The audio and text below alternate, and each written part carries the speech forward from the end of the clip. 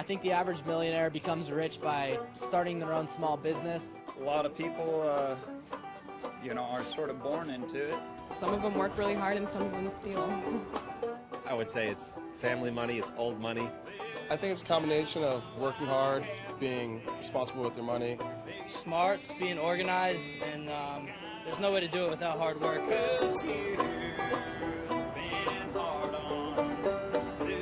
Some of the major causes of poverty, the cycle of poverty doesn't help, which really is, I guess, the root cause. Lack of education. Yeah, I think poverty is just kind of a vicious cycle. There's not a lot of money being put out on the bottom level, I think. Poor money management. I'd say a big problem is just getting born into it and people thinking that there's no way out of it. I definitely think it's possible to get out of poverty. One way to do that is to, like I said earlier, to network and just try, make sure you're getting in touch with the right people. It just depends on a lot of factors. Luck could be there, hard work could be there, but not only hard work could get you to be rich. I think it takes them consciously making that decision and being open to receiving help. I mean, all it really takes is willpower, because we all have the same opportunities.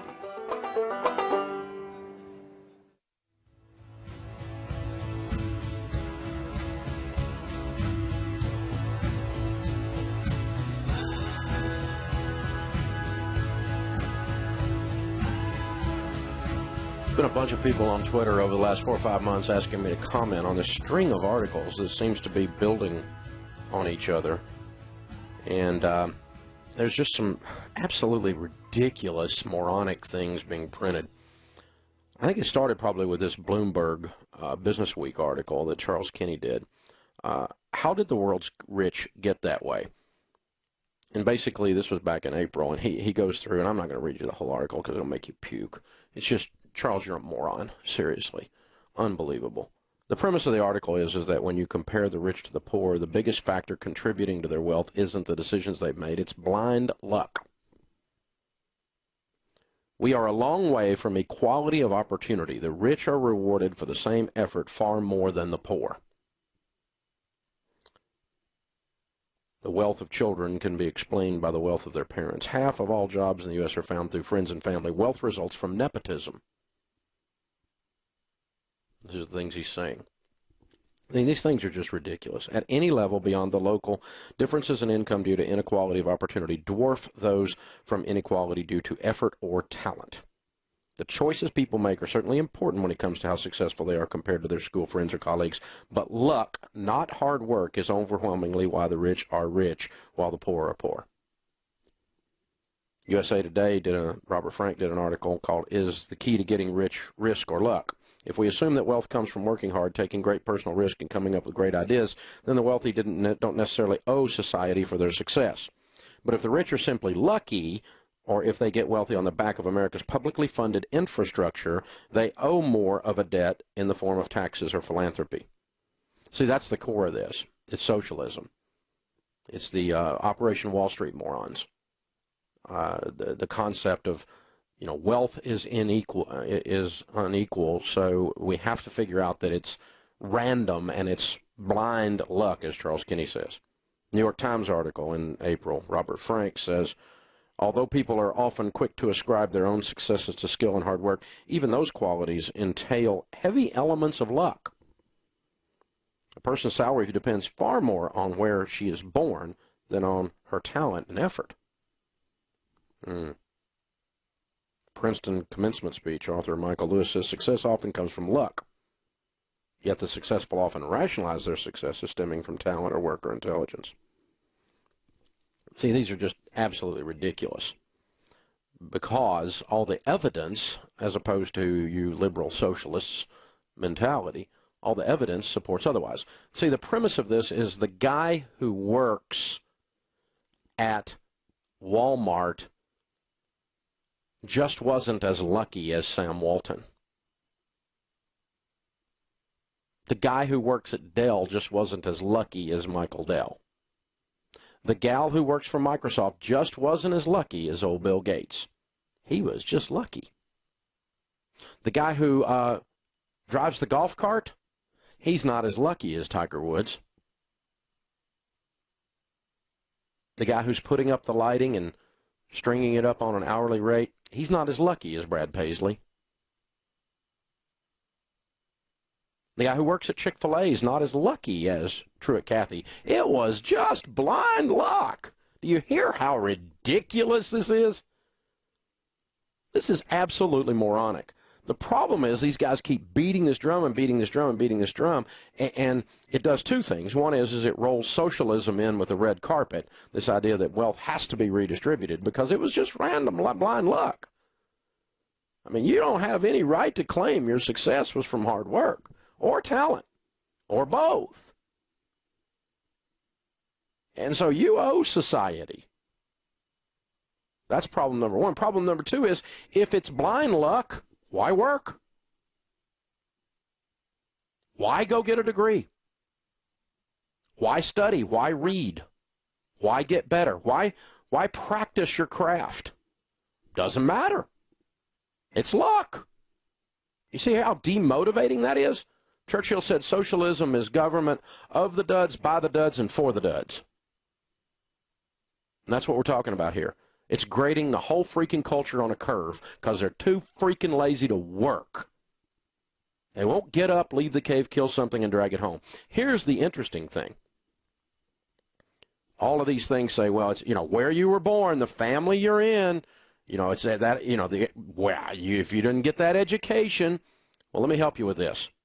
80% of America's millionaires, according to Tom Stanley, who wrote the book Millionaire Next Door, 8 out of 10 of America's millionaires are first-generation rich. They started with nothing. They became a millionaire. But no, see, they didn't. That was just luck.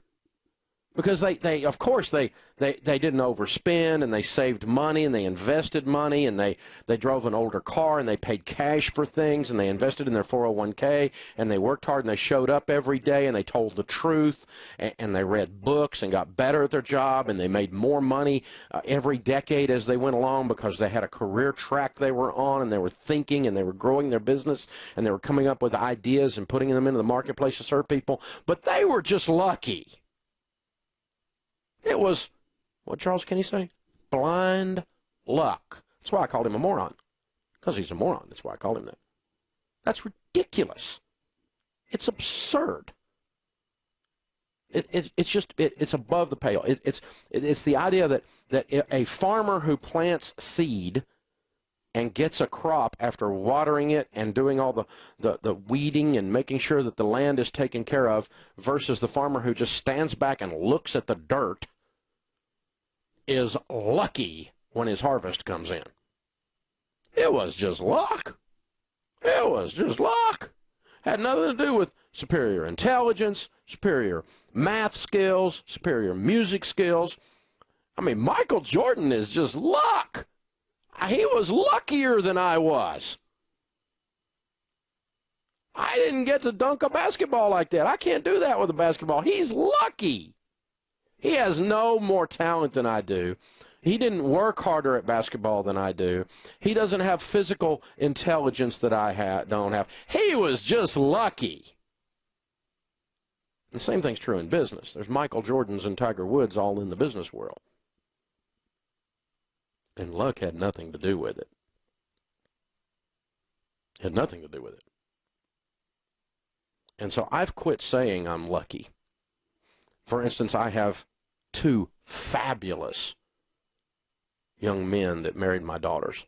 I have the 2 best sons-in-law on the planet. I really am proud to call them my sons. And I made the mistake for a while. I was going around going, man, I hit the son-in-law lottery.